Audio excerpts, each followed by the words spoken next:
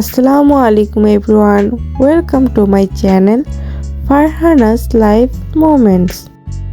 সন্ধ্যায় কিভাবে শর্টকাটভাবে নাস্তা বানানো যায় সেটা নিয়ে থাকছে আজকের ভিডিও। পাস্তাগুলোকে আমি সিদ্ধ করে নিচ্ছি।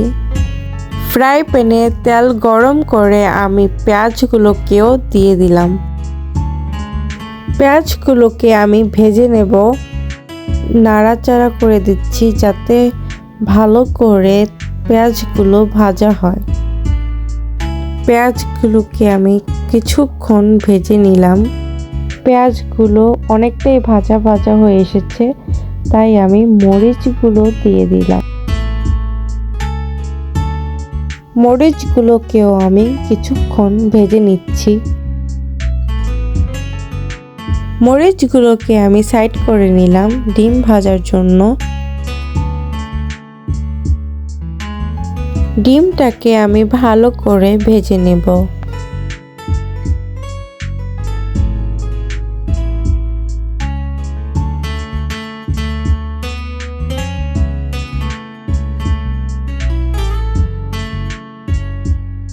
ডিমটাকে আমি ভালো করে ভেজে নিচ্ছি।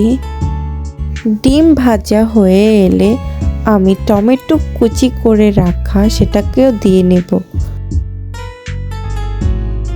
টমেটো কুচিগুলোকে আমি দিয়ে নিয়েছি, এখন সেটাকেও আমি ভালো করে ভেজে নেব। টমেটোগুলো ভাজা হয়ে আসলে আমি প্রাণ স্বাদের মশলাটাকেও দিয়ে নেব।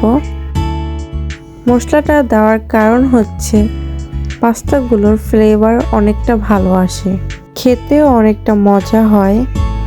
সবগুলো উপকরণের সাথে আমি মশলাটাকে মাখিয়ে নিচ্ছি। এখন সবগুলো উপকরণকে আমি ভালোভাবে ভেজে নেব।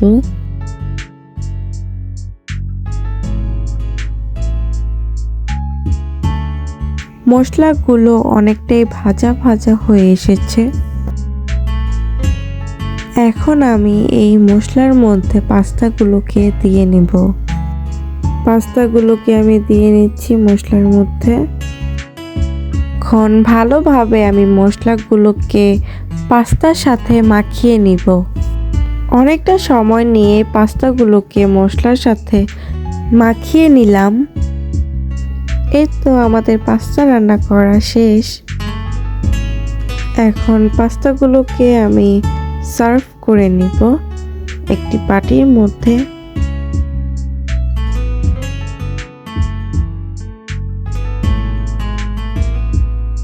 পাস্তাগুলো আরও বেশি মজা হওয়ার জন্য আমি সস অ্যাড করে নিলাম।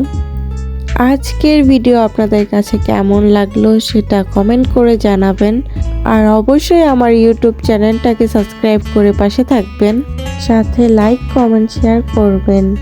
আল্লাহ হাফেজ। আজকের মতো এখানেই বিদায় নিচ্ছি। পরবর্তী ভিডিওর জন্য পাশে থাকবেন।